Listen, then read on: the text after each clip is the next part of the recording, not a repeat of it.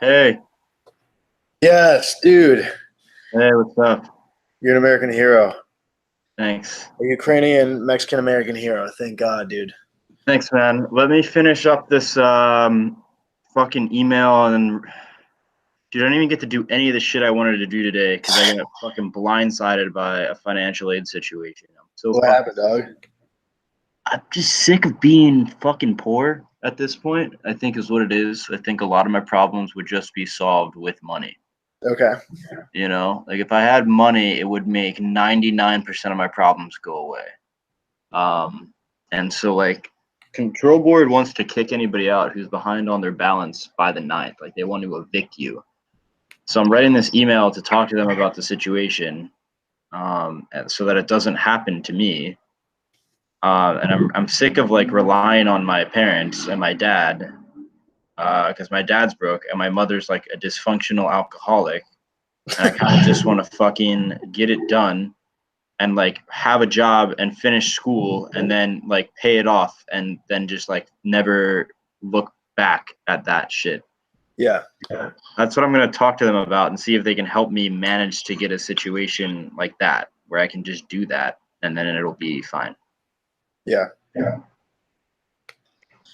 So the ninth, that they'd literally evict you in like 7 days. Yeah, I guess.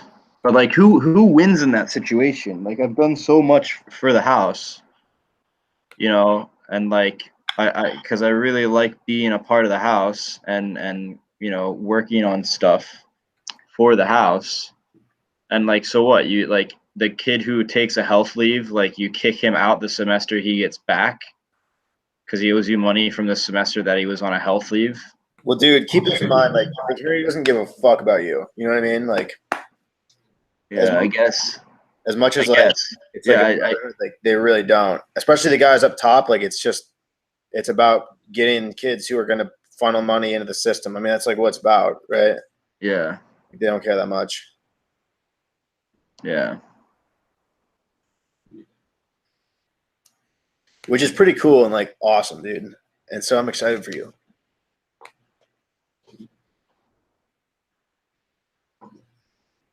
Thanks, man.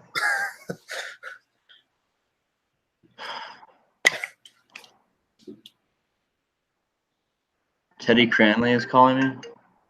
Yo, what's up, Teddy? Yeah, I'm on stream. Oh, hey, what's up, man? Hi, Teddy. Yo, Teddy's watching the stream. Hell yeah. I saw someone comment and Yeah, say Teddy said what's up. Tell Teddy yeah. you can join it if he wants. Tell him I'll send him the link. Teddy, do you want to join the stream? He can send you a Google Hangout and you can join it. Yeah, yo. Okay, yeah. He said send him a Hangout. Fuck yeah, Uh, dude. but yeah, dude. Yeah, just send the Michael the information, dude. I might get kicked out of the house because I'm poor and I can't afford shit like my previous dues. Yeah. Yeah, And they're yeah. saying that they're gonna kick people out the ninth, and I'm like, I might get kicked out of the house, like after everything. The control board's saying that. Dude, Bachurski, save this conversation for the stream. It'll be really interesting. Okay. Okay. All right. I'll see you in a bit. All right. Can you Bye. tell him to Facebook mess? Oh, I don't know if I have any of his like info. You don't have Teddy's info? No. Here. I can't really add him, but if you want to, he's watching the stream, so he might just hit you up. Like I would say, just hit him up. Like have him hit you up on Facebook. Can you, if I send you this link, can you forward that to him from Facebook? I sent it to your Facebook. Yeah, I can totally do that. Thanks, man.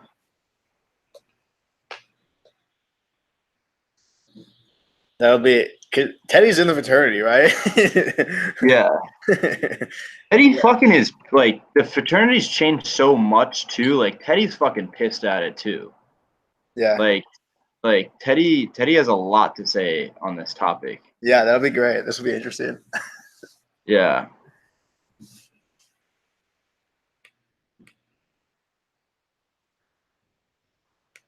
It's pretty crazy. But yeah, dude, I had a whole list of shit I wanted to fucking accomplish today. Let me cross off some of the stuff. I still gotta write like a letter to the financial aid office and fucking write another email to a professor. I had so much, like I didn't get to go food shopping yet or anything. So I might only stay on till like 6 my time or 6:30. That's okay. I'll come back later. I appreciate you coming on regardless, man. Yeah. I was fucking sitting here just looking at my viewer count change and being like, damn, I'm just staring at a camera alone. Like, I really wish someone would join me right now. Dude, that's how I feel about vlogging sometimes. Like Yeah. I have a lot of stuff going on for Borderline right now and my vlog, but a lot of the time it's like, wow, this is really fucking sad. Like I feel really sad right now doing this. Yeah. And then also you get a phone call like this and it's like, fuck, like why am I even doing this to myself? Like why am I stressing myself out so much? Like why didn't I just like go to trade school and like have money at this point, you know? Or like why did I decide to do the things that I did back then? And it's like I kind of just have to let go of that shit, you know, like let go of it and move on and kind of just work on being immune to failure and really learning from them. But I think for me, when I think about like right now and what's going to happen next is I'm always fucking anxious at the moment, like at this stage of my life. But if when I start to think long term is when I get really, really excited because I think like long term and I think your life changes. I read this in Designing Your Life too, that your life pretty much changes every 2 to 4 years, 2 to 5 years. And so I think that if I keep that mindset going, of just like, all right, like it's been a shitty past 2, 3 years. We're getting to the point where things are going to change and where I really want them to change. And I kind of treat every day like it's the first day of my life, and I work through like it iteratively and actually like work on designing my life, which is some work I wanted to do today that I didn't get to do, that I have to do tomorrow. Then I think that in the end I'll do all right. It'll be okay. But I keep having to think long term, so I never really get to think in the present. Yeah. You know, so I don't really get to enjoy the present so much, which really fucking sucks. Because the present right now is awesome. I go to USC, I'm in a great fraternity. I have everything that I could want. I even had a girlfriend who I broke up with, you know, and was like, dude, this isn't working out. I just completely self-destruct all the time, and I'm fucking sick of it. I want it to end. I want it to stop.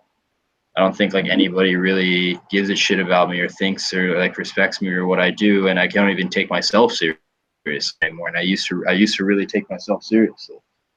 So it's a thing where it's just like I'm so angry all the time and so discontent, and I feel so empty. And it's like I try to like muster up the gumption, and then I finally get it, and then something comes in my face and slaps me in the face.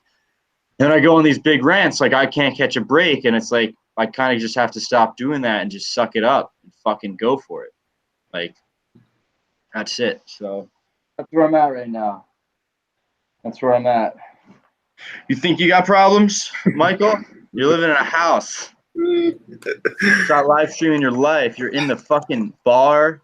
You're shooting darts, playing poker. Like I'm sitting here, like still trying to figure out, like maybe you know, my vlogs won't completely destroy my life and reputation, and I can still get a job.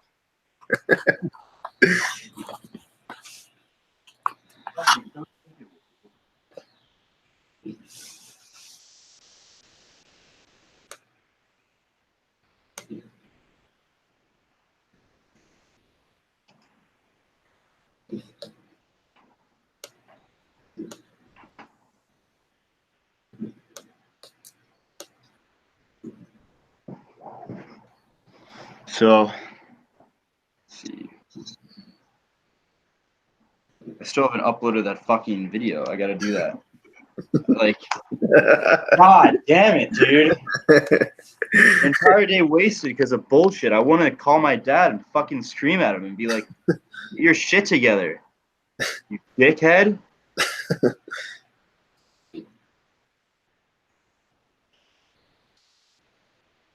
She was pissed.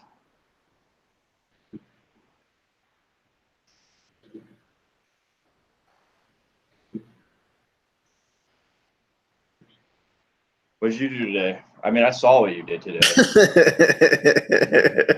What did you do today? Lance left. That's about it. That sucks. Sorry, Lance left.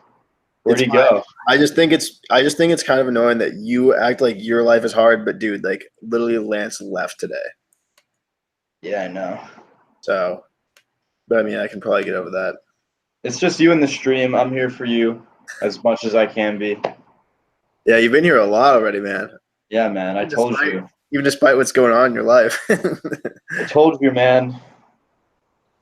I gotta stay strong for me and the people around me, right? Yeah. So I want you to get the most out of this stream. Hopefully these will be the days that you look back on and you're like, damn, like that was hard, but like I'm glad I'm not like in that place anymore. You know what I'm saying? And like, right? Like, it's gonna be like that. That's exactly what it's gonna be like. And the best part is that we captured it all. yeah. I think that's the reason that I want to do it, is because like in my heart of hearts, I know, like Teddy said it the best, and I really hope that Teddy joins the stream soon. But Teddy said it the best to me, and he had this quote where he said, like, I know that it will happen one day. I don't know when it's gonna happen, but until then, I practice.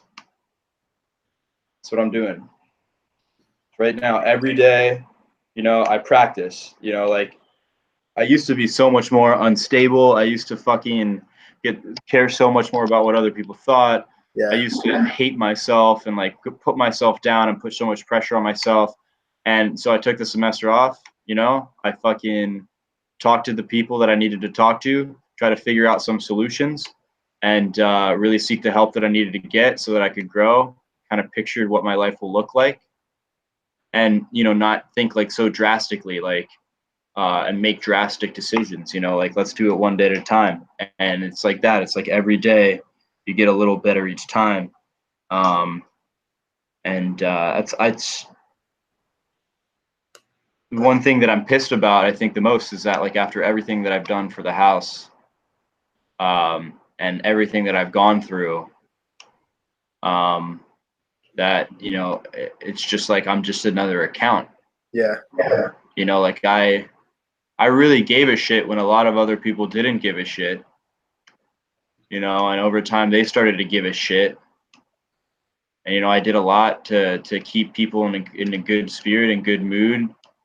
Even though I was going through some stuff, my demons caught up with me. I needed some time, and I come back and I just want to have some smooth sailing for the first time in a while. And it's like this threat of like eviction and these emails like you owe this and you owe that, and like there's no sympathy. It's not that the sympathy thing is important. I wouldn't say. It's just that the fact that like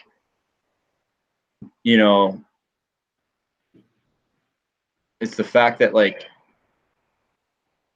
I thought that that's what this is, like what this whole thing was about, which was like when I would get into these hard places that people would have my back. Yeah. None at all sometimes. And it's like, wow, that sucks, right? What was the point of all that? Was the point of all that to like learn to not trust everybody? Like to learn to not trust people? That fucking sucked. That was stupid. Like, I don't know, man. Like, was the point to just fucking spend a bunch of money and get drunk all the time and have make a bunch of dumb decisions and then never recoup from them? Like, that was the point of that? Like, that's retarded. That's fucking stupid. Like, all the shit that they tell you during your pledge semester about like it doesn't matter who you are, where you come from, or how much money you have. Like, you're all boys and you're all brothers. And it's so not the case now. Like, I remember when the house wasn't like that. Like when I was like pledging and like everybody, really gave a shit. And like, what makes you think that it's like something that's changed? Like what makes you think I think it's part of the culture. The culture of the Rose changed since I've been in the house.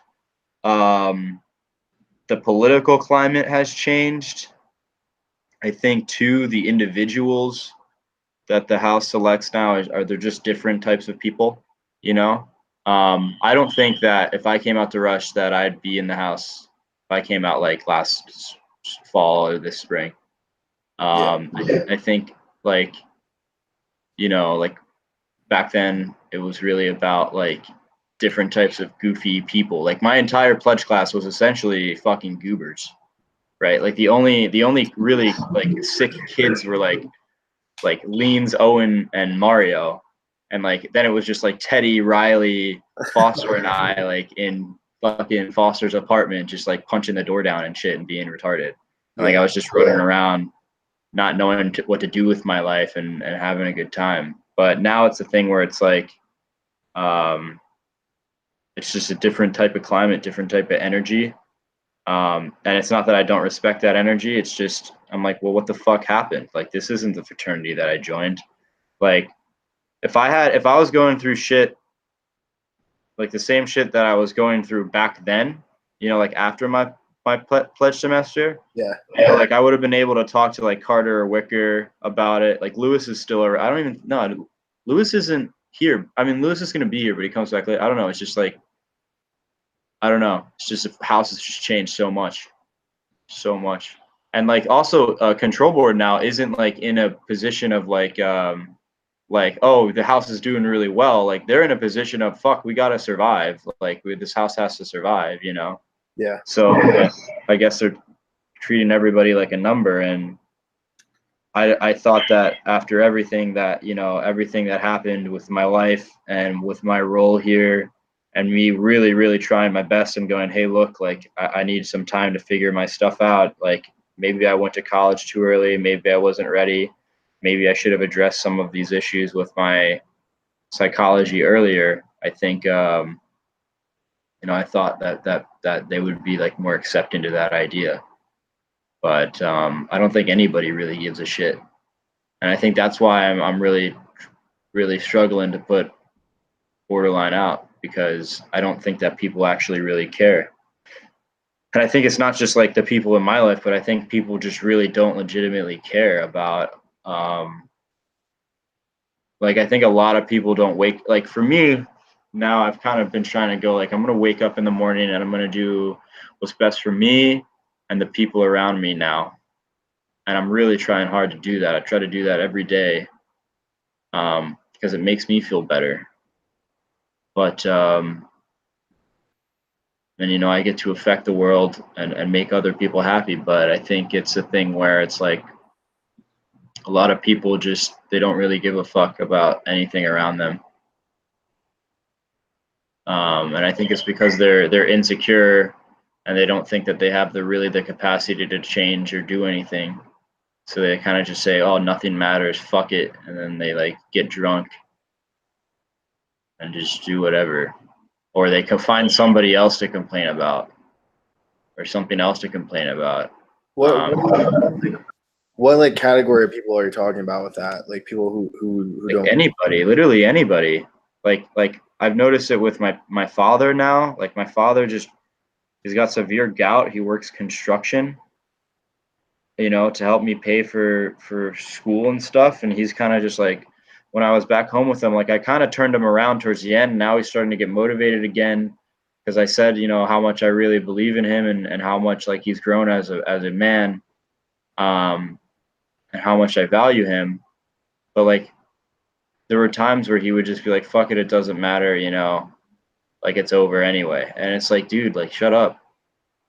Like you're 61, like you should be fucking doing everything you can to get the most out of life while you're here. And then my mom is the same way. She's like, Michael, like I don't know how I get through to you. And I tell her all the time, I'm like, you could get through to me by not interrupting me when I talk, by listening to me when I want to say something, and letting me speak honestly and have an actual opinion about something that you might value, or you know, putting more effort into yourself and getting healthy, you know. And it's like, just nobody listens.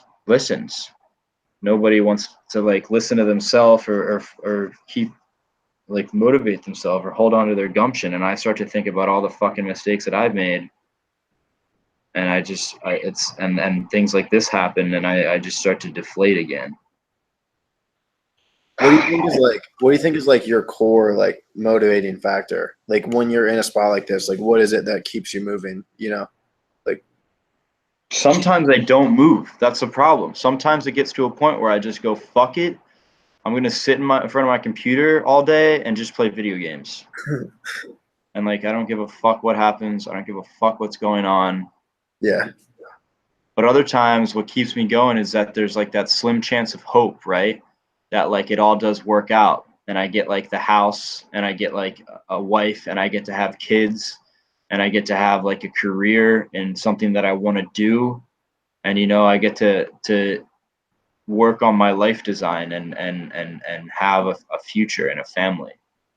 And that's really what keeps it going for me is the notion that I ran away from home in the process of going to college to go find gold so that I could one day settle everything out and have a family and a house and raise my children. And if I do that, I won. Right? If I get over BPD, I get a job and I do some rewarding work and I have a house and a family, I did great. And that's not even the part where it stops either. Like there could be more that happens after that. But right now it's like everything's always so in flux. And it's like I'm tired of shit being in flux. Like I didn't come to USC to be at a constant state of flux where like I have to worry about everything that I say and that I have to like adopt some sort of fucking like neo-Marxist propaganda like worldview to assimilate to like get a job that I don't really give a shit about. Like that's not why I came to the fucking school. Like yeah, I didn't join the fraternity because like I wanted to go to clubs and wear all black clothes. And, like I came to the fraternity because I wanted to play fucking slosh ball like with the boys and fucking have a bitchin' time and dress up in retarded outfits and like have beer can fights and like throw food and like then go to class and like do okay in class and get a degree. Like yeah, that's not why I did any of this. And it's like fuck, like I wanted to just like this entire time for the last time for this entire time in college, when I was doing well in school, I wasn't really doing well socially. When I was doing well socially, I wasn't doing well in school. And everything was a trade-off, and I never had enough energy, and I always was tired, and I was always distracted and thinking about my problems and thinking about my past. And it's like at a certain point, I was kind of just like, fuck it, I just want to win one. yeah. So that's the mentality that I'm in right now. It's like, fuck it. Like, I don't care who you are, how old you are, whether you're black, white, Asian, Mexican, American, Native American, Bengali, like, I don't care, whatever the fuck you identify as. I don't care who your father is, how much money you have in your wallet. I don't care how long you've been doing your profession. Like at this point, like you either like we either talk about stuff and like I get to find out your story and I get to understand it is what you do and what you believe and we learn to respect it and we learn to grow as people, or you get the fuck out of my way. It's honestly how I feel at this point. Like this point coming into this new year, I have zero tolerance for like me trying to impress you, or showing somebody like undue respect that they don't deserve, that I don't feel that they deserve. I'm done with trying to impress a whole bunch of people or try to keep a whole bunch of people happy and entertained and keep their morale up. Like now, like my back is kind of to the wall, so I kind of have to fight for everything. And like I sent control board a long email about like what does winning in this situation look like for you? Is it you sending me to fucking collections court and both of us wasting time and money to get the money that I already promised you're going to get? Or does it look like like okay, we were able to like work together to find a solution and the situation is good and we get to talk about how hard it was in the past? Like what does the situation look like? Like I'm really I am a plank's length away from kind of just going kind of like back into the old ways I was that got me here in the first place, right? Like where I was a complete asshole and I didn't give a shit and I was a hyper competitive fucking like douchebag who just literally wanted to dominate for the sake of like sheer steamrolling domination, you know. And it's like, if that's what I have to do that, and I have to go fuck you, like I don't care about you, or I have to like really take the time to focus on myself and push a lot of other stuff away, then that's what I have to do. But I'd rather it just be a thing where it's like, you know, it's an easier way to go about it, where it's like I get to understand people and understand where they come from, and we get to share ideas and work, and you know, like do things one piece at a time, and not think that everything's the end of the fucking world, and like, you know, people don't like call me in the middle of my day and throw a fucking problem on my back. So not only do I have to carry the burden of their existence, but I also have to carry the burden of mine. Like I'm not really prepared for that yet. There will come a day when I am, and you know, I'll be able to support people, but right now, like I really need to fucking focus on myself so that I can get to that point, so that I can put myself into a position where I might get lucky enough where that's possible. So I have to focus on it every day, and it's becoming a thing where it's just like I'm really pissed. I'm really angry, and I feel like where the fuck are my answers, right? Like where the fuck it, you know, everybody's talking about like, you know, all these issues facing like women and stuff like that, and like transgender people and the homosexual community, like at college. Like there's a men's mental health crisis in America. Like they're dropping out of high school in record numbers. They're not attending college, you know. Like there's something really really wrong going on with the fabric of society, and it's starting to affect people like that I know around me, you know. When do I just say fuck it and I put my foot down and I just step on life's neck and say like, look, that's over. Like that's not happening anymore. Like, dad, like you're not scraping by anymore. Like, mom, you're not drinking. Like me, like I'm going to class and doing what I'm supposed to do. Like,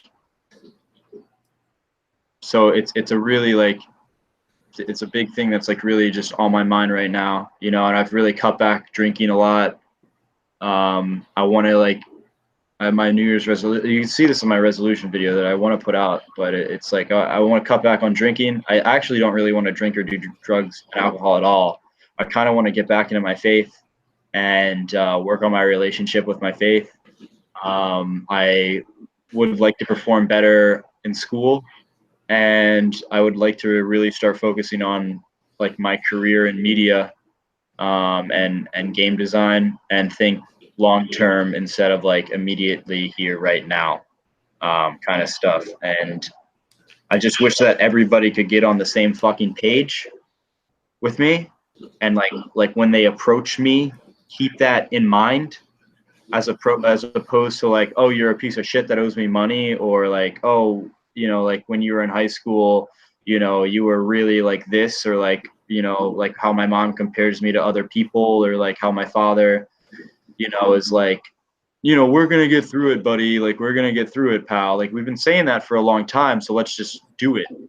You know, like, yeah, everybody in the house is like, yo, like you and I, like we're gonna make so much money someday, and like we're gonna start a business. Well, then let's start. Like let's do it. That's how I feel. Is like I want to have a bias to action now. Like I don't want to have a bias to woe is me and contemplating all these things, and I want to have an effective way of troubleshooting solutions to, so that I can get past them and navigate them and mitigate the risk and stuff like that. And that's what I want to do. I'm ready to perform again, like I did when I was younger. And that's where my head's at right now. Is like, I'm ready to take on the burden of my life, and I'm ready to perform better than I ever have before. And this time I don't want to get lost in the ideas of myself and my past and people, and I just want to perform now. And so the way that I look at it is I like, this email to the house, I specified that, and I talked about that, and I was like, what does winning look like for you? You know, like, what's your expectation? Because I have a very particular expectation. You know, what's yours? And we're going to talk about it at the control board meeting on the 9th. But it's a thing where it's just like, okay, if our expectations don't line up, fuck it, fuck them, fuck it. That's how I feel, right? Like, so I would be better off. What? If you got evicted, then like, say that's what happens. Like, what would you do? Where would you go? I'd probably go into the Haven. I'd probably go into sober living. It'd probably be better for me to not live in the house, given my condition. It would probably be much better for me not to live in the house. And like, I don't really even think that the way that they're evicting people like is necessarily legal, right? Like, technically, since I signed a lease, I technically have squatters' rights if I'm being evicted, which means that I'm allowed to like live in the state of California. I'm allowed to live in this house for a year after the eviction notice, while we wait for litigation and stuff like that. So that's one thing. Two, I'm pretty sure that because I'm behind on bills because I was undergoing medical treatment is not necessarily grounds for eviction. And also, the long chain of emails that I have with them telling them how animate I am trying to work on the situation, and how the nature of the bureaucracy of the university is not allowing me to collect the money from my student account to pay them. I don't really think they really have a lot of grounds for eviction, and I think that they know that. So I think that for me, I go in there and I just kind of say, okay, well, look, I want to fix this situation to take some of the pressure off the situation. I'm willing to do work on the side to help pay for some of the debt to be recouped until the sum of money comes in to pay for it.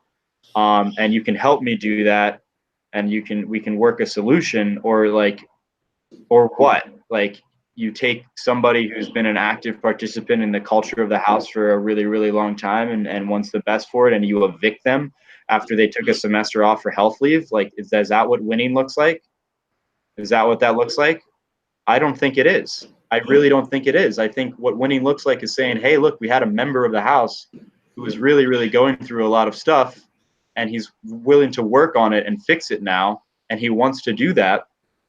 And, you know, you're just like 2 years down the line, and now he still wants to be, you know, somebody who contributes to the chapter and is somebody who like wants to be there, you know, and cares about the alumni, you know, like what the fuck, like what the fuck else, like what are you trying to accomplish? Like, do you want to solve the immediate debt, or do you really care about the long-term bond and relationship between the members of your organization?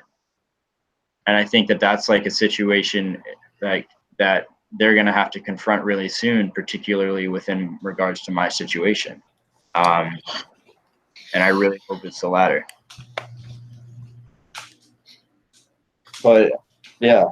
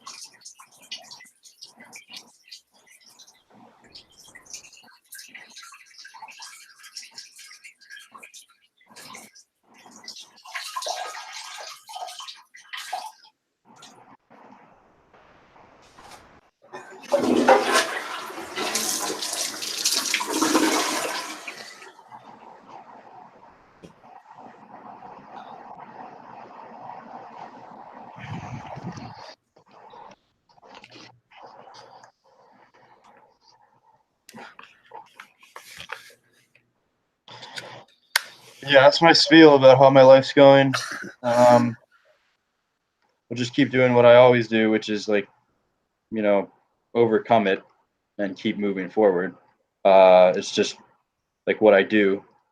So I'm not really worried about myself. I have a lot of faith in my ability. So I think that wherever I go or whatever happens, it'll be okay. So just is what it is, and we'll see how it goes. That's really all I can say about it. But I think the days of like me feeling sorry for people who make excuses and me feeling sorry for myself are pretty much over. Like they're legitimately over. So that's kind of where I'm at with that.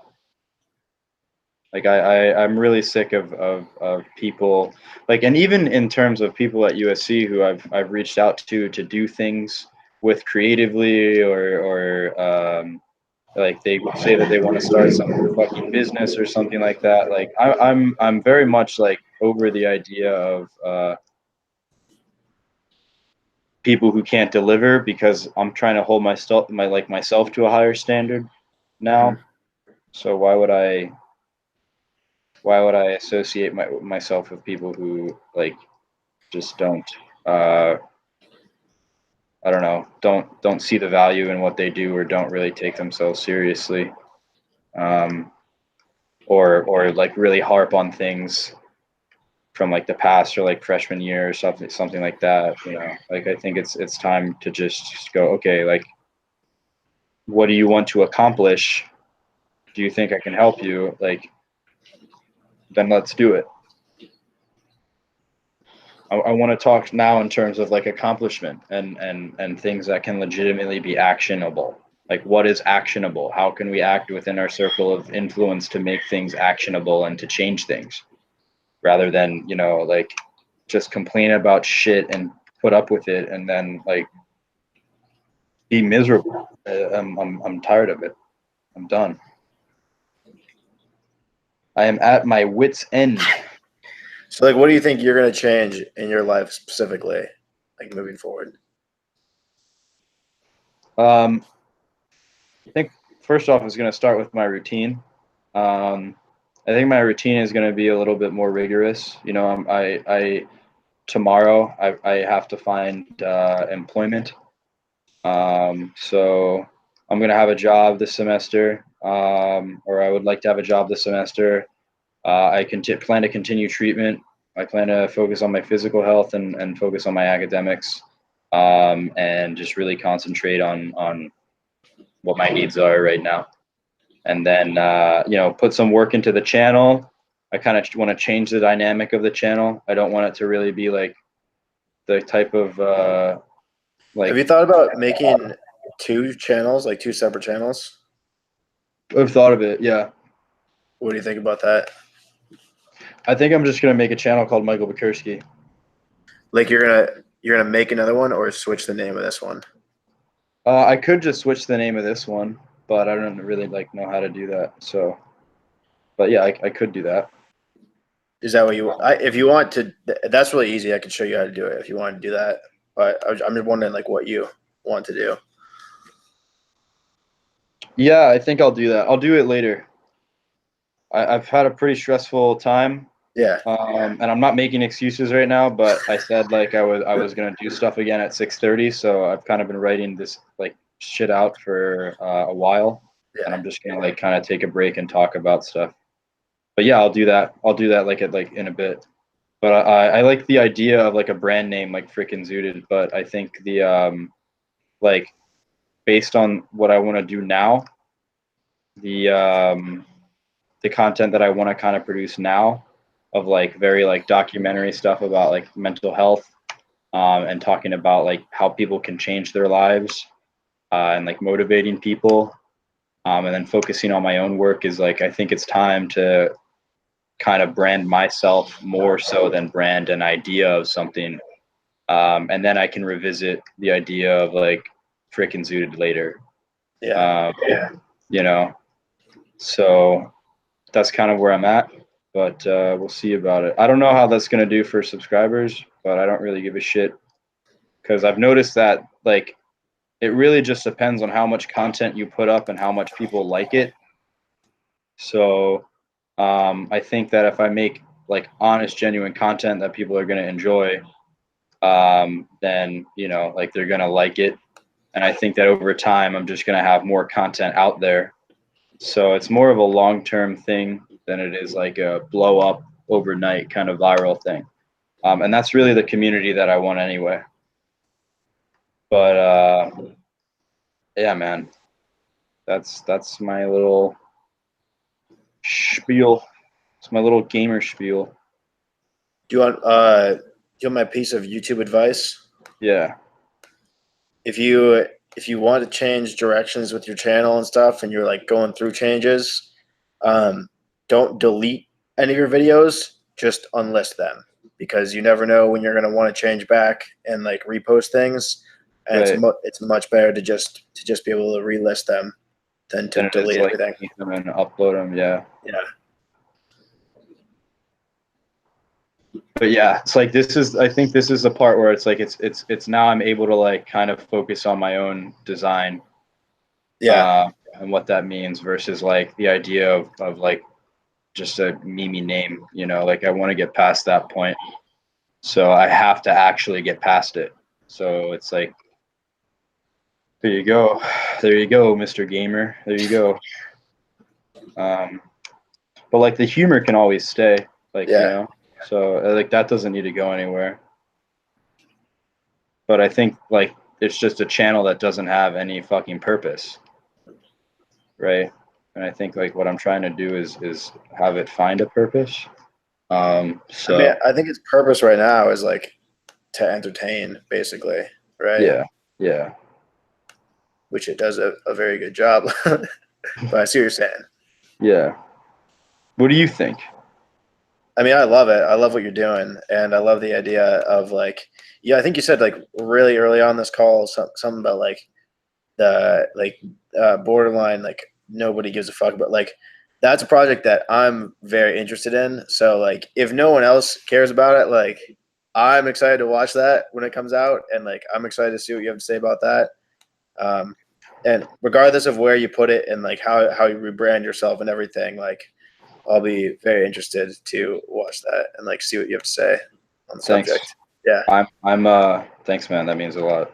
That's why like that's what I mean with like this whole thing is like you doing the stream, like it means a lot to me too. Like I'm excited to see like where that goes. So it's like you said the other day, it's a two-way street, man. Yeah.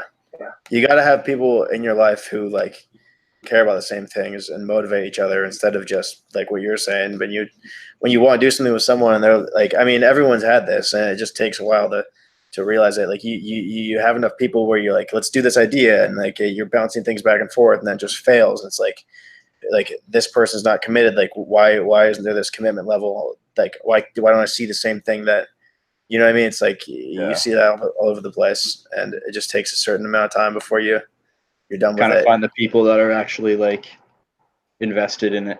Yeah. And you got to be the biggest motivator yourself. Like you got to be the engine behind it too. You know. I think too, it's like you and I now are getting to a point where like we realize this, and we're going like, okay, like we can both be the engine at the same time. Yeah, exactly. And that's like a different thing too. It's like, okay, like, we can both maintain, like, we don't have to work on every single project together. Like we don't always have to be in the same place. You know what I mean? Like we can do things and do content online in completely different places and have a similar effect. But also then when we come together and we do work together, like we're also capable of a lot of stuff. It's a thing where it's like, that's the idea of like less of like, I think when people come into those situations, what they start to go is like, oh, I'm really committed to the person. Like, am I going to commit myself to the person? Right. Yeah. And I think what the thing is like the difference with our situation is that you and I are committed to an idea and then also the work of each other and the person. Yeah. So like there's a two-stage commitment there that I think like isn't a thing that other people really have, because I've had like really good creative partners in the past, and we've had like really funny stuff, but they just like they get emotional and they fry out, or they like lose interest over time, because I don't think that they really like understand like each other's roles as individuals, and they're not committed on a common idea. You know, like they have different expectations, and I think that our expectation for is to make content that people want to watch because it holds some semblance of truth, and it can be entertaining or it could be whatever, versus just an idea of, oh, I want to get YouTube famous. You know, like I think a lot of people, they think they put the fame before they put the cart before the horse, essentially. You know, and it's just the way that it is. But that takes experimenting to figure out too. And like, I mean, you and I both made plenty of videos that like suck, and like we've like learned things from, and I'm sure both of us have made videos where we're only seeking to like make like a viral video. You know what I mean? And those videos, absolutely, those videos don't work. Like they never work. Yeah, I don't think we've ever had a video where you and I have sought, besides like the Eric Andre thing.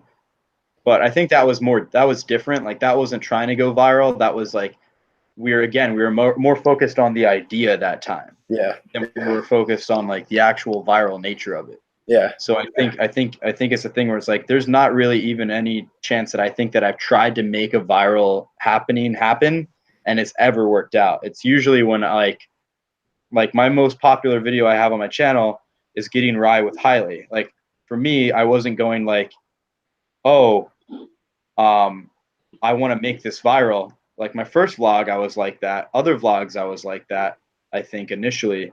But for that one, I was like, I really just want Riley to have a platform to tell his story, and I want to be interested in what he's doing and what he's saying and make it funny. And I also want to show like my relationship with Jordan and how we play video games, you know, and how much fun that can be, and how much I like to like do those meme crazy edits. Yeah. And I was more like, the idea was also a pretty loose idea, but it's like an idea that's like still a pretty decent idea because it comes from a place of like genuine stuff. Yeah. You know? And speaking about artists and all that, I just checked the YouTube chat, and someone named Woodward1 has a bunch of questions for you. I can either ask them to you. I'm gonna ask them to you. All right. So he says, Number 1, is this an interview? No. Number 2, do you work in show business? I mean, no, I've worked as a media consultant for venture capital firms, and I've had some run-ins with like some short films that have been like done well in competitions or festivals. But I do not really want to be part of show business. I'm much more about like online culture, and that sort of scene, and then also video games is a kind of media that I want to long-term produce. Woodward1 says he has a script he would like to send you. Would you be interested? Absolutely. Yeah, I would totally look at a script. Oh yeah. Yeah, I mean, like I like I said, I've made films. I've been in like musicals. I've worked in television. I worked in television for 4 years. Like, I've been doing media for over a decade. I don't work in the show business, like the Hollywood show business. But yeah, I mean, I would, if he's a guy that has a script that he really wants to get out there and he's serious about it and he's passionate about it, and if I can read it and see the same level of passion in it and attach myself to that idea, like, I'm fucking there. And I think that that's the way that you and I bonded. Like, we bonded because we have this, like, you know what I mean? Like, we're focusing more on the idea, you know, and sometimes it puts us at odds. And sometimes we really, like, most of the time we're kind of just like, fuck it, like, let's do it. Right. Yeah. Like, and I think like that's what a friend is, right? Like, a friend is somebody who wants to help you complete your goals, and also, you know, like is willing to put up with your bullshit. And I think that that's kind of what you and I do, and I think that's why we're friends. I think our friendship came after the work, which is, I think, is a good thing. I think a lot of friendship takes effort, and I think a lot of people don't realize that. And I think that good creative relationships take effort. Like it takes a lot of, like, we FaceTime, and it takes time out of our day. It takes effort. It takes, you know, effort to maintain that relationship. We can't just fuck off and then like expect it to, like, I don't know. Yeah, send me the script. Tell give him my email and tell him to send the script to frickinzooted@gmail.com and then type that in the chat for him. I'll take a look at his script, and if he wants to do it, I'm fucking there. If he wants to do it and I think it's a good idea, I'm there. It's as simple as that. It doesn't take more than that. Oh yeah. And then 2 more. They just like follow up. Like, would you say you're more of an actor or a writer?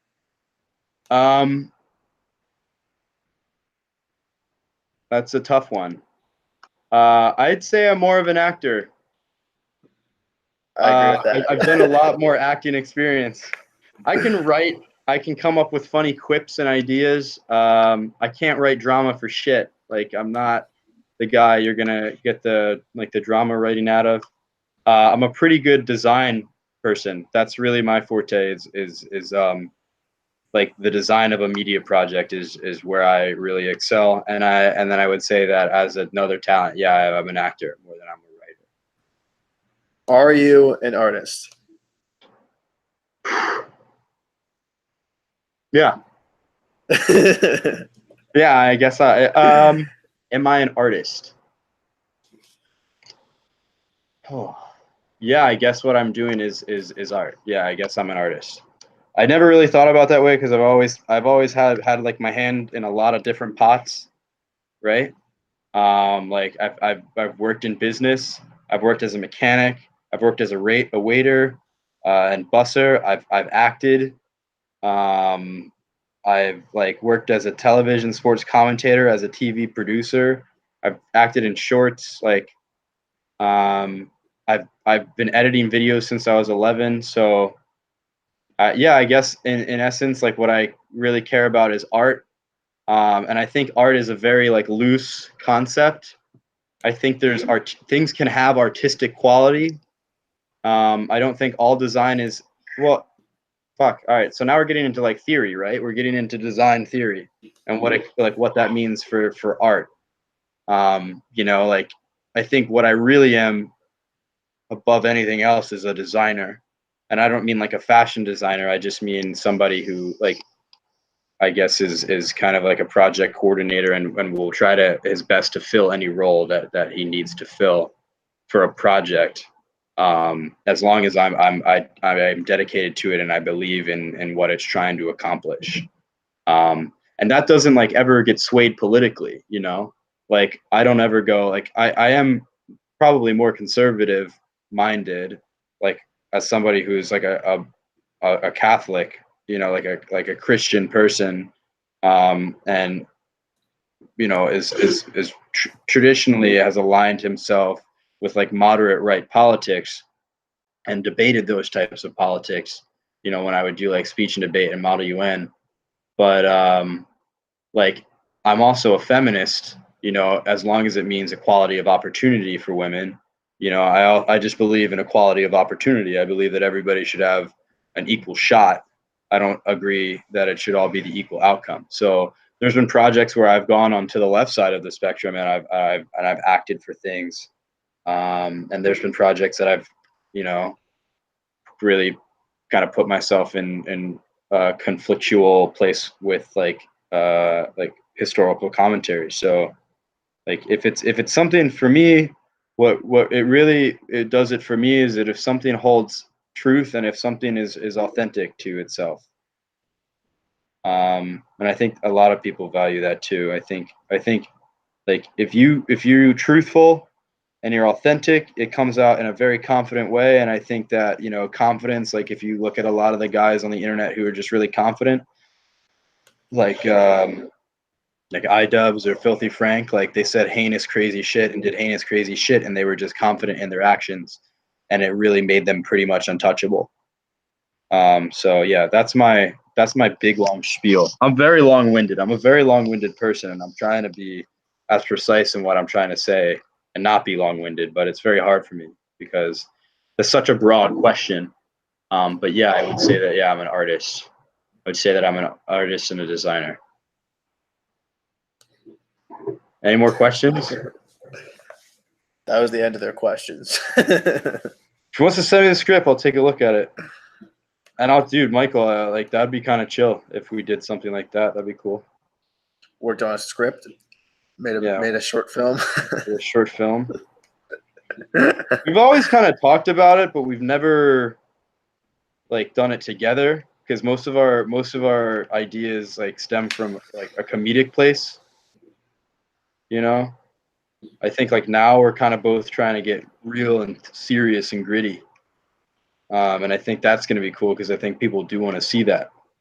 But I think my intention with getting like real and serious and gritty is like this is like the same as chasing like the comedic twist. Like I just think that like at like the nature's core, like everything is funny, and like I think that like going down into like the most raw places of existence like is where you find like the best humor and the ability to laugh at anything. And like I think that's like part of what I'm chasing. So I think that's interesting. No, I think true too. Like there's a lot of truth in jest, right? Yeah. Like if somebody's if somebody says if somebody jokes, like they say that when somebody's suicidal and they joke, like if they joke about killing themselves early or beforehand, it's kind of like a truth, you know, like if somebody makes a joke about your height, and you know, like they're making it because it's a true thing. I think like the truest, like the funniest, the least funny jokes are the ones that aren't true. Yeah, for sure. Right. Like I remember like the things with like the jokes that they make on late night television about Trump. So like in Broad City, where you know the trailer is like don't get married. Like the institution of marriage was just something to oppress women in the first place. It's like I know that's not true, you know, and so that joke loses all of its comedic like energy or staying power because like it's not true. But like when Louis C.K. like I watched his new special, his new leaked audio, and he starts off the thing going, "What kind of a year did you guys have?" Is because everybody knows he had a shit year, right? Like everybody knows his year must have been hell. What kind of year did you guys? What kind of year did you guys have, right? Like that's funny because it's true. Holy shit! Right? Like when he's talking about how stupid it is to buy a gold watch and how frivolous it is, and he sees that in hindsight after losing $35 million. Like, that's funny, right? Because it's true. It is a dumb thing, you know, in hindsight. Like if he bought a gold watch and he was like, that's the smartest decision I've ever made, like after losing $35 million, like everybody knows that's not true. It wouldn't be funny. And then when he tells a bit about how he goes into the store and he's like, you know, the only reason you return a gold watch is because you don't have the money, you know? So he's like, so you come in and you want to return the watch and sell it to them and they already know you're fucked. And you're going there, like, yeah, like I'm still rich. I still have the money. And they're like, I'll give you $8 for it. And you're like, yeah, like I'll take it. Like that's a funny bit because it's true and people can relate to it because it has truth. And truth transcends through everybody, right? Yeah. So it's a thing where it's like lies are something made up by one person. Yeah. And then potentially if they seem legitimate, disseminated amongst the populace, truth is truth no matter what. And that's why comedy is like, that's why free speech, the restrictions on free speech are dangerous. Because if a joke offends you because it's true, you're just upset at the reality of something. Yeah. You know, you're not really upset at the joke. You're getting worked up over a joke. And if you want to say, oh, it's hate speech because I'm offended by it, and you start crushing people's free speech, you're also diminishing the ability and the potential for truth to be told about. Yeah, I thought the definition of a meme, it wasn't on this call. It was like maybe, I don't know, like a week ago or something when you said it, but it was like you said it was a small vessel for like carrying some grand truth about something. Like, I think that's so interesting, and like it's so interesting that is like the way that so many things are conveyed, like these big ideas that I feel like we didn't even play with at like any age before college maybe, are like now things that are getting discussed like through the like memes and things in high school and like middle school and things, and these kids are having to face like these weird realities, but like the way that they're dealing with it and like in discussing it and exchanging the ideas is like a lot of times like through memes and jokes and like poking fun at the ideas and stuff. Yeah, I think it's like I think what we're seeing right now and what we're gonna see with the Generation Z. I think what we're seeing right now is the backlash to political correctness that everybody was so animate about in like end of 2015, 2016. Like we're seeing the backlash of it now because a lot of it is untrue. You know, like a lot of like the idea of like a microaggression, you know, like they use the example of the black guy who like he's in the elevator and the woman clutches her purse before she gets in because she's startled by him. Like they start off the thing by saying it's late at night. Like, well, women are naturally more afraid at night. You know, like there's more a potential danger to happen to a woman at night. And African Americans are 13% of the population that are responsible for a large proportion of the crime that goes on in America. Um, I don't agree. Maybe I don't agree with clutching her purse in front of them, you know, as like a precaution to the potential of them you know, of her saying like, oh, I don't trust this person. But why should she trust that person? She's never met that person, and they're a person in an elevator late at night, and she's a woman alone. Like, you know, like I walk out of the bathroom sometimes in the middle of the night and scare the shit out of my mom.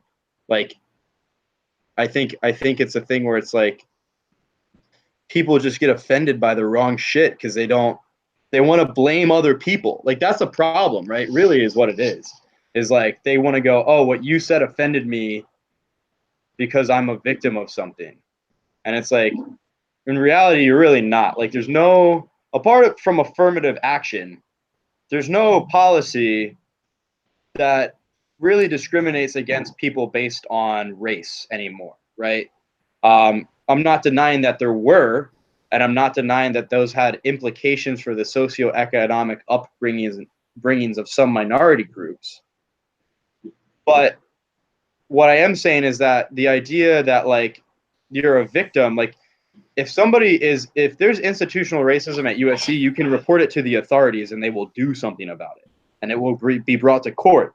And the reason that we don't see that every day is because it's not there. It doesn't exist, right? Like there's no like as somebody who's Latino, part Latino, and you're Caucasian, there's no rights that are afforded to you that aren't afforded to me, right? Like and all of the problems that I have aren't your fault because you're white and straight, right? And they're not my fault because of my ethnicity, right? They're my fault because I brought them upon myself and I tried to blame other people and there was no truth in the matter. And what I should have done from the get-go was put the burden of my existence on my back and understand that life is naturally hard and just muscled through life, right? And tried to be better than I was yesterday, you know? Like everybody's talking about like social justice, intersectionality, and like I really like what Ben Shapiro says about it when he says that there's no nobility in social justice. There's only nobility in true justice. And there's no nobility between Hemingway said this. There's no nobility between you and man, only you and the man you were yesterday. So it's a thing where it's like a lot of people they play these blame games for their ailments. They're like, oh, don't fat shame me. You know, it's one thing if you have a genetic condition where you put on weight, you know, and if somebody says a joke about it, it's kind of in poor taste because it's something that you can't fix, you know, like I think that that's kind of fucked up. But if you're somebody who doesn't have a genetic condition and you sit on the couch all day and you don't do anything about your life and you blame other people for why you don't have a job or why you're like not in shape, why should I have sympathy for the turmoil of your life that you've decided to bring upon yourself because you don't want to have any sort of semblance of self-awareness, right? Like the fact that you don't want to be attentive to your negative behavior and focus and put effort into yourself to become better. You just want to paint me as the bad guy because I made fun of you because you're fat or because I made fun of somebody else because they're fat and it hurt your feelings. I think that's ridiculous. And that's why I said I always knew that this time was going to come when people are going to there's going to be a backlash to all this political correctness, because a lot of it's just not true, right? A lot of it is like, the reason that stereotypes existed wasn't because some evil guy decided to make up stereotypes, right? Like, the reason that stereotypes existed in the first place is because everybody saw them, you know, like everybody kind of saw that there was a stereotype about a particular type of person, and that's why it exists. That's why it's called a stereotype. It doesn't exist because, you know, like some guy made it up, and like some guy wasn't like, you know, I don't even want to say a stereotype because of like this. I'll just say one about Puerto Ricans, right? Like, because I am partly Puerto Rican, so like there's a stereotype that Puerto Ricans are loud when they have conversations, and the stereotype exists is because if you've ever walked into a Puerto Rican party, like with their family around, everybody is fucking shouting at the top of their lungs. They're yelling. They're excited. Like, that's what they are. They're loud people. They're very in-your-face people. Like, I'm Polish. Some people say that Polish people are stupid, that they don't have common sense. Like, I haven't heard that one. Yeah, like my dad was mad when he was a kid because he used to get made fun of for being Polish, because he said that Polish people were stupid. And then he'll tell me the story about when he was 17 and he accidentally turned left in a fog storm and rode his motorcycle through a cornfield. And it like hit him, so he got hit in the face with a bunch of ears of corn. Like, all right, well, there you go. Like, maybe you do some stupid stuff and maybe you don't have common sense. I know I'm Polish and I know that I do. You know, Bilecki's Polish. He says all this stupid shit that he does. Like, it's a thing where it's like, all right, well, they exist for a reason. I had a friend in high school named Austin who was Asian. And, you know, we used to joke with him that, like, Asian people were bad drivers. And, like, he'd get upset. But he's had 4 accidents, you know, and, like, he's like, you know, yeah, no, I'm a terrible driver. When we drove places, you know, you don't have Austin drive because there's more of a potential that I'll get into an accident. You know, like it's now for us to like joke with him about it and give him shit for it because we're his friends is different than like, you know, being racist towards someone and trying to hurt their feelings.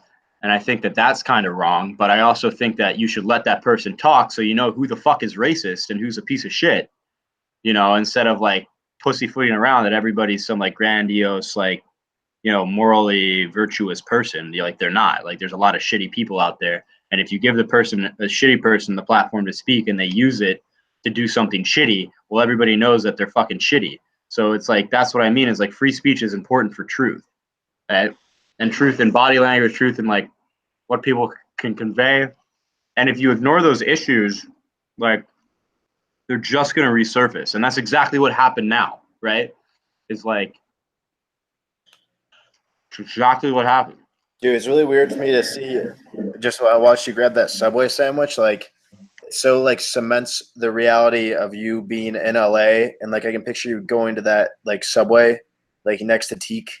And like, dude, that is so weird. Like, it just makes me think of like the most toxic thoughts about LA. And like, it's just crazy thinking about like you being there, man. I don't know. That's a tough place, man. I fucking hate that place. To be somebody like me. It's really fucking hard. Yeah. I've had professors tell me that I don't understand something because I'm a man. Like, I've had professors tell me that in my major. And it's like, are you fucking kidding me? Like I didn't make it to USC because of who my father was. I made it to USC because I worked my ass off and I studied hard in school. And you're gonna not give me the benefit of the doubt and you think that I can't understand like this paradigm? You know, and saying saying that you don't understand something because you're not that person, or the fact that it exists and you're just a hater if you, a racist if you think that way, like that's not an argument. Like I think that like you should, first off, wouldn't it be interesting to hear the perspective of somebody who's legitimately racist and have them say their argument for racism? Because wouldn't you go, okay, now I understand where it's coming from and now I know where to combat it. And I also found that there's a lot of stuff online where there's people who were super, super racist, and like African American people let them say their piece and confronted them about it. And like over a conversation, like a year later, like they're like trying to laser remove their swastikas off their face, and like a lot of people, like it's a thing of like it's really crazy. I've seen a lot of stuff like that, and like I don't want to give hateful people the platform to incite violence. That's not what I'm saying. But if racism is such a big issue, shouldn't we understand why it develops in people instead of just trying to suppress it and say that you're a hater and you support hate speech and you're Nazi and you shouldn't be able to speak because you disagree with them? If they disagree for a bad reason, right? You can go, okay, that was a stupid argument. Like, I don't support that idea at all. And like, if they have a well-articulated argument, you can still make the choice to say, I don't want to believe that. Like, for example, like there's political you and then there's actual you. Like Ben Shapiro goes, okay, like, you know, I think that like, you know, people should be allowed to do drugs, but I don't do drugs because I think that drugs are stupid, right? Like, you can allow people to say hateful things, and then you can go under your own assumption, I think that's really stupid, and I think that's a dumb idea, right? And it's like, there's no, like, nobody has any fucking identity anymore, and it's all, everybody's part of this collective, and like they completely diminish the idea of an individual because everything's socially constructed. You know, like every idea is socially constructed, so you know that doesn't mean that since every idea is socially constructed that like other ideas are wrong. Like they might have more legitimacy than other ideas. Racism is a pretty illegitimate means of measuring someone, and I think we figured that out as a population of people. So like if somebody wants to say that, you know, like somebody has this grandiose argument of why African Americans shouldn't go to high school, and then, you know, they say, oh, it's because I don't like African Americans. It's like, well, that's not a legitimate good argument. Like that's not a good argument. You're not going to get a lot of supporters with that. Like with the one instance where that bakery refused to make the cake for the homosexual wedding, although he won in the Supreme Court, his business suffered later because you start to realize, oh, people aren't all homophobic, and there's not this grandiose racist homophobic class of people that are out to get you, right? And we realize that based on a religious preference, disseminating whether or not you should make a cake for someone isn't really a good reason to make or not make them a cake. Like that's the point I'm trying to make, right? Is like, people can say and believe whatever they want, and they can do whatever they want, but the free market of ideas and the free market in general is going to ultimately decide what ideas hold prevalence and what ideas people support. And that's why the free market decided against racism, right? That's why the free market decided to give women the right to vote and women's suffrage, right? Like, the free market is going to decide the ideas anyway, and the free market is comprised of individuals who are socially programmed to work together and to help each other. There's no better feeling that people get other than helping somebody, right? So, like, if somebody asks for help or they ask for directions for me, and I give them directions and they know where they're going and they get there safely, I feel good about that because I gave them good directions. That makes me want to know my directions better, right? And it makes me feel good about giving somebody good directions because I help them. You know, like this idea that like a class of righteous people came in and saved these groups of people and it was all them, and like that's not true. The mass of people over time decided to start to help these groups of people and introduce them into the free market of ideas and the free market and the economy. I think there's still like a lot of like the original spokespeople and stuff, like the people who incited the change originally, like those changes wouldn't have happened for like a lot longer period of time if you didn't have like the big figures that like took the gambles and leaps of faith and like led the charge, though. You know, if you talk about but like, that's true. But the thing is those types of personalities are bred when there's a market necessity for them, right? yeah, Like Martin Luther King didn't decide to become Martin Luther King. Like Martin Luther King became Martin Luther King because what he said was truth, right? And he wanted to help people, and people. He had a well articulated argument for the abolition of segregation, and he won in the end because it was a good argument, because he spoke truthfully, and he was authentic to himself and how he helped and presented himself and helped people. And that's why Martin Luther King was successful. You know, that's not the reason Hitler was successful. Hitler was successful because of the opposite reason. Hitler was successful because he created an arbitrary idea of truth and fed people's hatred, right? In a place that was very conflictual.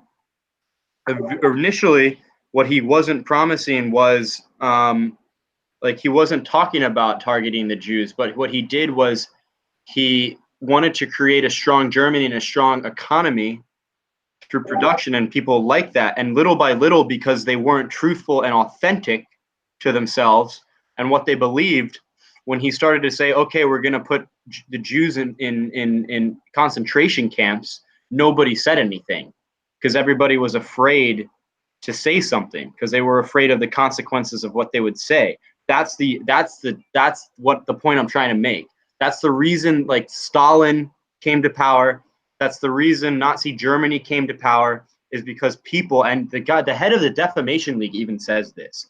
He said the reason that these people came to power is because people didn't have the courage to say no, right? They didn't have the understanding of the situation to say no, or they didn't have the courage to say no because they were afraid of the consequences of what might happen. And so they went along with it. And it got to a point where it was like a disgusting, vile human atrocity. And like Jordan Peterson like lays all this out. He talks about like where the right and the left have gone too far. And he can lay this out, and he talks about why free speech is important and why a society should be comprised of individuals who respect themselves and respect the world around them and try to make it a better place, and how the idea of passing blame on other things is a bad idea. The racist, I also think that a lot of racists are just doing the same thing that the people on the left are doing. They're playing the blame game. I think that at heart they're not really a racist person, and I think that there's a lot of situations that I've seen on the internet or that I've seen in person of people who have overcome it over time, or they've overcome it in an instant because they've been exposed to a different point of view, because they respect another individual and their opinion, or because they just have an eye-opening thing. I don't think it's the rhetoric of liberal arts colleges forcing it down these people's throats and in the media that's going to make these people turn. I think what you're doing is you're adding more fuel to the fire for those people on both sides. That's what I think. I think when the media takes it and they get hyper political, I think they're adding more flame to the fire than good. Do you think that some of like the anger and like passion like from your own life is like directed towards politics? Like, do you think that that's like a channel that you put your like your emotions into? I would say absolutely, yeah. I would say absolutely. And I think the reason that I put it in a lens of, and I think the reason a lot of people do that actually. I mean, I think a lot of people put their frustrations and their angers into politics, and they go, well, they either go one of two things: is I'm going to become this kind of person because that's who I am, or they do what great leaders do and they go, this is truth, this is what it is, and I'm gonna do something about it. I don't think that I'm at that level. I hope that someday I am, and like until then, I gotta practice. So for me, like, while I do have certain types of beliefs about things, I'm not a racist person. I'm not somebody who's closed-minded to ideas. What I care a lot about is the facts of the situation and the truth of the situation. And I think the reason that I'm like that is because of my parents splitting, and I wasn't sure what was going on, and I was hearing two sides. Bless you. My nose is itchy. I was hearing two sides to either story, and what I really wanted to disseminate was the truth, and I wanted to find the truth. And that's what I want to do now. I think so much of my existence has been aimed at finding the true nature of something and really grokking it. Grokking it is a terminology, I think it was like the Twilight Zone, where like because the Martians didn't have water on their planet, they truly grokked and understood and lived the importance of something. For me, it's understanding and living the importance of truth and principle-based living, right? So it's a thing where it's like, okay, I hear the left side of the story. There has been institutionalized racism in the past, and we need to watch out for it, and we need to nip it in the butt, right? And there's some really hateful, violent people out there who have a very contorted worldview, right? And they really want to hurt good, honest people based on their nationality or ethnicity or their gender or sexual orientation. For the transgender community, the homicide rate is 1 in 5 will be like brutally murdered. Like it's a serious issue. The suicide rate is a 40% chance of people who are in the transgender and queer community. That is substantially higher than the Jews that were kept in Auschwitz. Okay, so that's a problem. That's an issue, right? And now on the other side, you have the conservative argument that says, oh, that these people have problems and they're just weird people, right? And they're trying to take away free speech because they want me to call them something that they're not. Okay, well then in there's a truth, right? There's a middle ground, right? There are individuals who want one thing and want the other thing, and then there's like what actually is the case. Okay. So do you feel like that is like when you talked about like growing up with a divorce? Do you feel like it was the same thing? Like there was It's exactly the same thing, and Peterson lays it out too in how he says 12 rules of life, an antidote for chaos. And what I'm going through with him right now is maps of meaning, where he says throughout. I mean, it's essentially like the neo-feminist Marxist left versus the conservative right, right? So that in all of mythology, right, before we had the empirical brain, right, of where we thought in things in terms of data, we thought in things in terms of mythology and of principle-based living taught through like the apparatus of religion.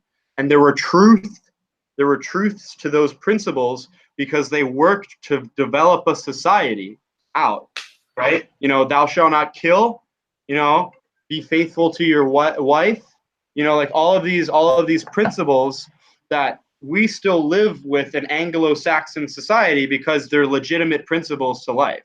You know, always tell the truth. So, okay, so you have that orderly mythology, and then you have the chaotic, like feminine side. So in like the old mythologies, you know, you have the sirens, right? Like these chaotic potentials of femininity, right? And beauty, and the beauty of chaos, right? And I think that's why we're so fixated on action in stories, is because of the potential for chaos. but then through a proper narrative structure, you get an actually comprehensive story and mythology, right? You know, the king is always the orderly tyrant. The female protagonist is always the chaotic witch. And it's exactly what's happened in Oriental culture or Eastern cultures, or say, because I think a lot of people find the term Oriental offensive, and I don't want to offend everybody, but it's the yin and the yang, right? Is that in an intense amount of order, there's always a potential for chaos. And in a field of chaos, there's always a potential to develop order. If there's true anarchy, order will develop. If there's complete order, chaos could happen at any moment, and it will. You know, like in complete chaos and the disarray of the Weimar Republic came the order of the Nazi regime, right? And through that intense order, there derived a certain potential for chaos, for people to switch and defect, and for the regime, the Nazi reign, Third Reich, to crumble, right? And even with that crumbling of it, there was an external order of things where there were all of these nations in a state of chaos, and they developed into an orderly, concentrated, direct force against Nazi Germany. And even in the nature of a chaotic, an orderly tyrant like Joseph Stalin, there's still widespread famine and starvation. You know, there's still a ton of strife, right, and like class dissemination and all this stuff. And like even now, when people go, oh, we need to have a particular order to our language, more and more we see a potential for chaos to erupt, and for like Louis C.K.'s comedy special to go out, for that guy in London to have go to jail over a joke that he made with a pug, or the potential of characters like Jordan Peterson to arise, or the idea that Joe Rogan would flip from the left to the right. You know, like in the creation of order, there's derived chaos, and in the presence of chaos, order is assembled.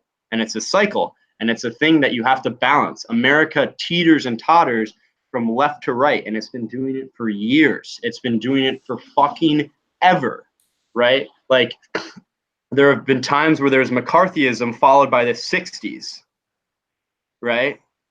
Like, there's been times in like the 1920s where like women were always taught to be prim and proper, and then the jazz age happens, and then next comes women's suffrage. You know, it is the way that it is. You know, in the 80s, you have this conservative type of people who care about the economy.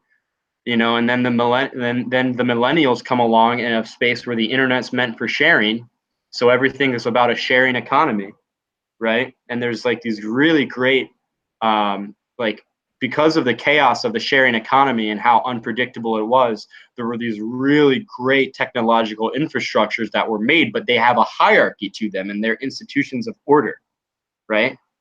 So then that starts to develop into a hierarchy, and then all of a sudden the internet starts to switch from a place of sharing to a place of monetization and success. Now the Zoomers come along, and the Zoomers are one of the most conservative generations in modern history, right? So what happens is a Zoomer's Gen Z. Okay. Right? So we're more actually close to Zoomers than we are to millennials. The cutoff, I think the latest cutoff date I've ever heard for the millennials was 1995. I was born in 1996. Typically, it's somebody who came or had a childhood or almost was in adolescence at the time of the 90s and Y2K. So we're a little late to the game, being born in like 96, 97, 98. We're more closer to Zoomers. And I think that that's why you're seeing a lot of the frustrations right now that you do with college, right? Because college for the last 20 years was educating millennials. So they said, okay, let's keep educating millennials, and let's develop our curriculums to do that. And, you know, then people started caring about political correctness, and it overstepped its boundaries, and people are going, well, what the fuck? Is this really how long we're going to let this go? I'm fucking sick of it. I want to say how I feel, and I want to say, you know, and if how I feel is wrong, how I feel is wrong, and I'll take the consequences of it, and I'll fix myself.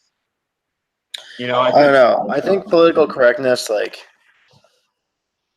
I don't know. I think maybe it gets blamed for like too many of our issues. Like, I don't think it's not being allowed to like say a certain political thing or this or that that's like making, you know, like Gen Z like depressed and like hate life and like think that everything is meaningless. You know what I mean? Like, yeah.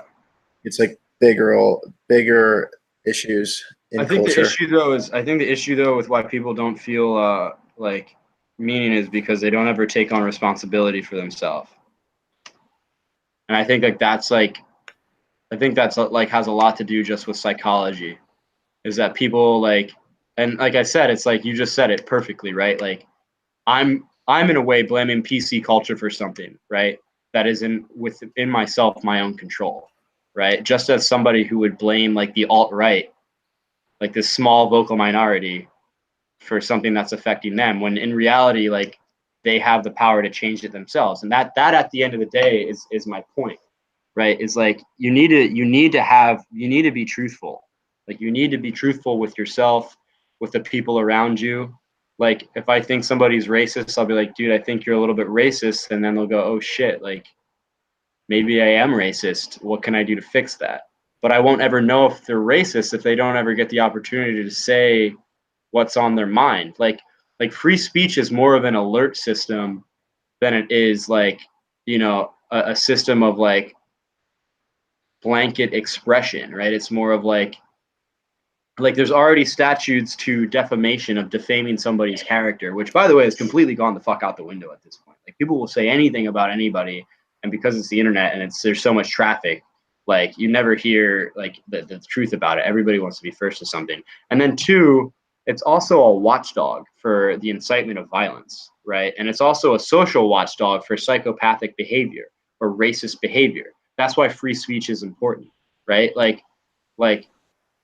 if I'm seeing a KKK rally happen on TV, I know that anybody who I see on that screen, I do not want to affiliate with, even remotely. I don't like them. I don't like where they come from, and I'm allowed to think that about them, right?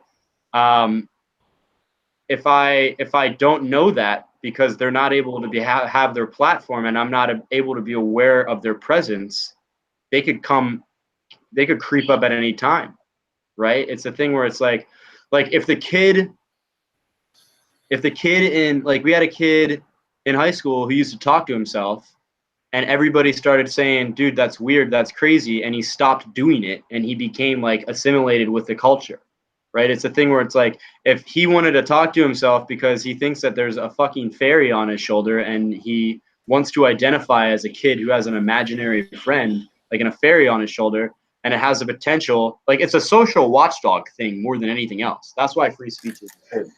Like it has a very, very enormous amount of protection for people that I don't think they really realize at all. And also, it also gives you a platform to speak out against things that aren't truthful, but have been forced down people's throats to be told are truthful.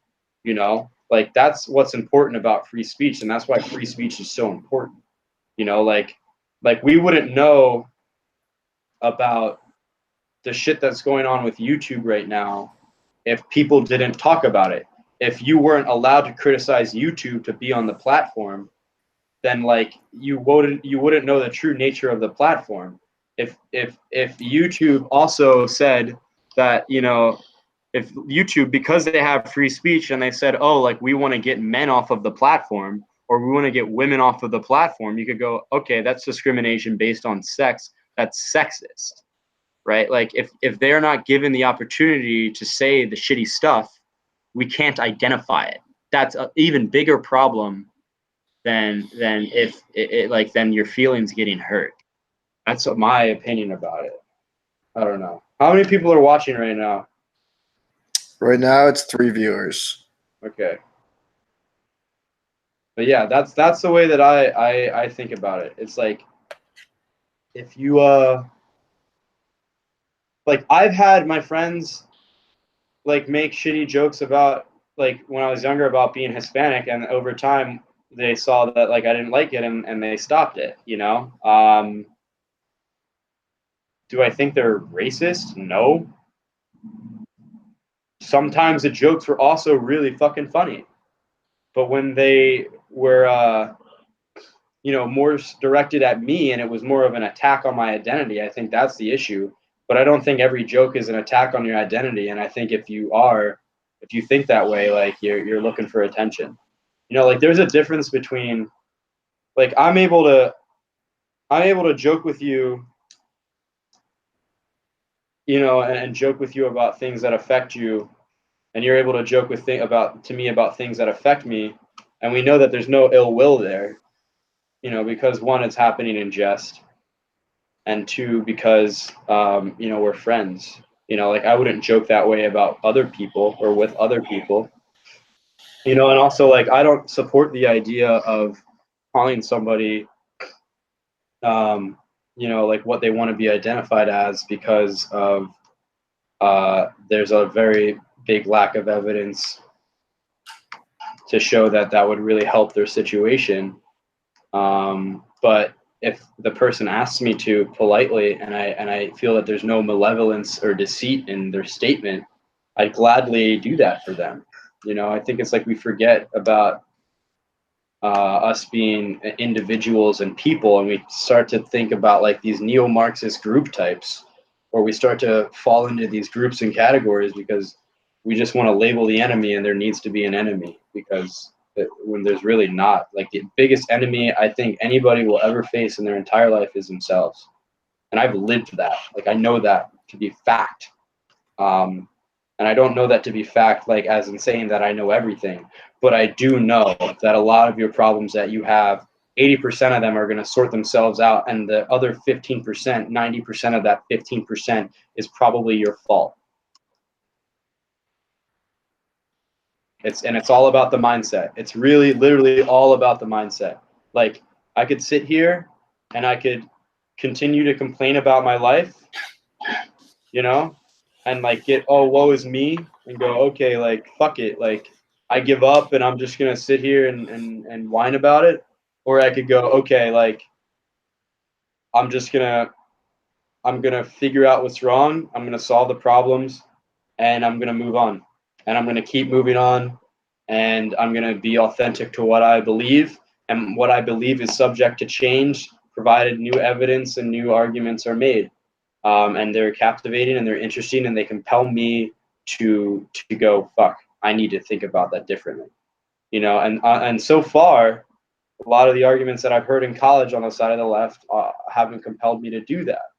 Although I can completely empathize and sympathize with some of the conflict from like that side of the aisle. Like when I lived in the inner city, I was punched in the face by like a white supremacist teenager. Like I've felt that too. Like and I've also had my friends make jokes about my ethnicity, and it's not, I know it's not actually hateful. It's like the same way that you give shit to your buddy. And I think that there's a lot of people who are just sensitive to that because they're not really socialized well, or they haven't had the opportunity to really like bond with a person, you know, like probably because they haven't like experienced a lot of shit in their life. Like when you experience like actual like shit, like turmoil, like you're living in the city in a predominantly Hispanic neighborhood, and a racist teenager punches you in the face, and you're like 13, 14 years old, and you know you're being carted back and forth between your parents, one who lives in the suburb, one who lives in the city. You come into middle school, everybody thinks you're weird, and you fucking fight over all of these obstacles because of your ADHD and your personality disorder to achieve some semblance of success, so that you can come to like a school like this. Like I seldom think that a lot of people have the same type of story to have gotten to where I am. And I think that, not saying that I wouldn't wish some of the things that happened to me that I still don't talk about, I wouldn't wish them on any person, like ever. But I think that when you got parents that give you everything that you want, that don't teach you any principles about hard work, and I think that, you know, when they treat you like royalty and the child could never be wrong, and, you know, you don't really have an identity, so you gravitate towards it, and you're so confused and angry about stuff that you don't know how to like navigate it, and so you like, well, somebody's got to be to blame for it, because there's no way that I'm going through this much conflict and this much strife and this much anger without there being a legitimate antagonist. You know, like, I think in that moment, seldom do people really ever look inward and take responsibility for their actions. I think the world now, I think the greatest sin that you could have is apathy. I think that's it. I think like the world that we live in now is so apathetic about themselves, like not even like apathetic to the world, because at a certain point you do have to not care about what happens on globally, because if you do, you're gonna think yourself into a fucking abyss. Like, it's really, there's no reason to think about all that big picture stuff when you're not in a position to really do anything about it, right? But they're so caught up in that big, like, grandiose narrative of how they're gonna be the hero and how they're gonna find responsibility fighting off this great antagonist that doesn't really exist, that they completely lose any idea of self or self-responsibility, and all of their actions go like, I'm this person and I'm fighting this beast, so what I do doesn't matter, you know. And I couldn't be committing an atrocity. I couldn't be completely destroying the fabric of society with that thinking as a collective group. Like, I couldn't be that, because what I'm doing is so right, because I believe it's so right. And that's the issue, is you believe it's so right, right? And there's going to become a certain point where reality is going to kick you in the teeth, and it's going to challenge your beliefs, and you're going to have to change whether you like it or not. So what you can be is, you can be attentive to your change, and you can take it into your own hands, or you can let reality kick you in the face like it's going to anyway, and you're not going to have any fucking control of that change. Like, it's just going to happen. So watch out is what I would say about that. Like, you know, you have the opportunity to analyze the stimulus and choose your response. And in that small interaction, in that small brief moment between stimulus responses, where you exercise your free will, that's it. Somebody calls you the N-word. You can get angry and you can get irate, or you could go, okay, I have the choice of how I respond, right? And I can respond by saying, you know what? I know I'm not that. I'm not that ignorant person that they're trying to make me out to be, right? I'm not worse off because of my race, and that person's ignorant, because most people reflect their insecurities out onto the world. You want to know what's wrong with somebody? You can literally see it in how they behave. It's a thing where it's like, I remember kids used to call me a beaner in high school. I would go, I know I'm not that. I'm an American. I grew up in American life, right? I'm more an American than I am a beaner, and I'm not even Mexican. So am I going to let that affect me? Like, no, I'm not. If anything, it's ammunition to prove them wrong. And I'm not saying, you know, drive your life based on some hateful revenge, but maybe sometimes the ideas that you spew and that you put out there, like, maybe you haven't really earned the right to have those ideas, and you really don't understand yourself, and you might be wrong. And I did that with myself. I said, you know what, maybe I haven't done the research. Maybe I haven't had the experience. I might be wrong. I might not be correct in what I'm saying. And I said, you know what? I'm going to figure it out, and I'm going to get the answers to that. And that's why, you know, I did what I did, and that's why I'm making the changes that I'm making. It's because I admitted to myself that I don't know everything, and that I'm not, like, you know, like, I could be wrong. A lot of people just, they don't say, my actions and my behavior could be wrong, and I am this, and I identify as this, so, you know, like, that's what I'm going to do, and that's how I'm going to behave. And it's like, on either side. It's like, all right, like if that's what you're doing, you're letting that identity live for you. You're being lived. You're not actually living, right? You're not going through things and understanding why like racists do what they do. You're not understanding why, the market economy develops a large disparity of income and inequality. Like, you're not doing that. You're just performing actions that have been scripted to you and laid out by some sort of identity thing. Like, you're not really living. You're not making your own opinions, right? That's why people go, oh, you're Republican or Democrat. I'm like, fucking neither. They change every 2 or 3 years. Like, I'm going to hold on to Republican ideas or Democratic ideas. Like, the world is a dynamic and interesting place, and you have the opportunity to do something and analyze how you choose to respond to something when it arises. And that's what makes you a strong and conscientious and emotionally intelligent person. That's what a smart person does. You could be a fucking super IQ and have a low emotional intelligence and be just as useful as a phyletic idiot, like as somebody whose brain is literally being rotted away by syphilis. That's how useful you could be.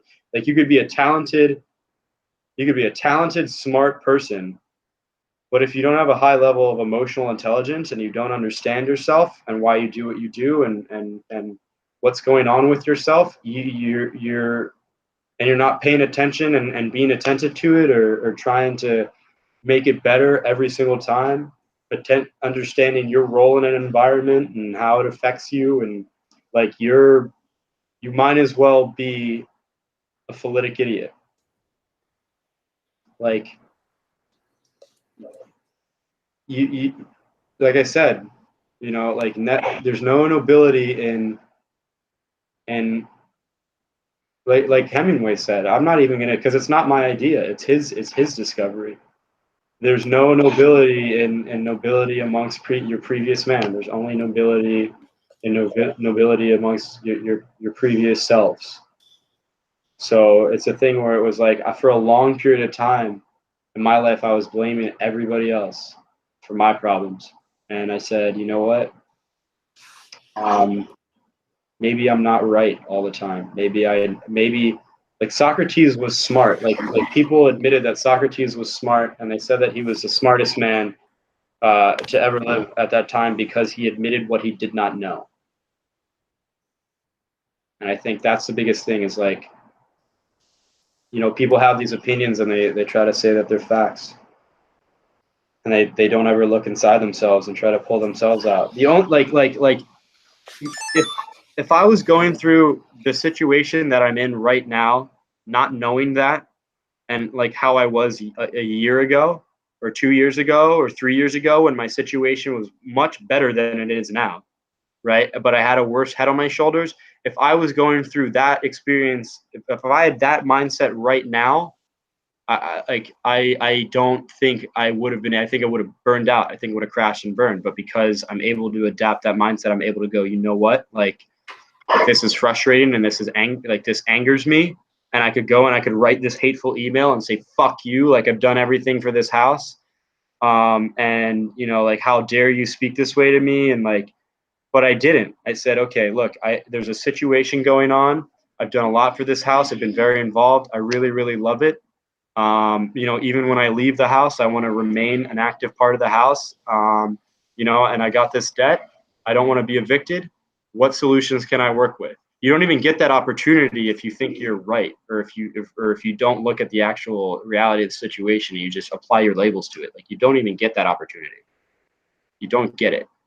You can't even like begin to change if you don't admit that there might be a problem with you. Like, oh, I get rejected by guys all the time, or I get rejected by chicks all the time. Like, you think the problems with women, right? Like, we've seen Peterson talk about that. Like, realistically speaking, like for me, right? Like, oh, I'm struggling in every single class, right? Like, I was at that point where it's like I'm struggling in every single class. Doing any sort of assignment is like pulling teeth. Like, is that the problem with the university? Like, no, that's my problem and how I approach it. right? And if I think that I'm some smart kid that's a fucking know-it-all all the time, so it doesn't really matter, like, because I know that I'm right or I think that I'm right, like, you're gonna have a fucking tough time, kid. Like, you're gonna have a hard time. But that's my spiel. That's my big spiel about it. That's what I've learned so far. All right, man. I'm gonna end this stream at that point. Was that too much, you think? You'd have to watch it back and tell me. I think that might have been a little overbearing. I think I talked too much. It would be for yourself to decide. Yeah. Well, it's on the internet now, right? Yeah. Sorry if I bored you, man. I hope you have a fun night. That's all right, man. No worries. It was good talking to you, bro. I mean, I did most of the talking, but anyway. I'll talk to you later. All right, see you, Bachurski. All right, see you. Peace.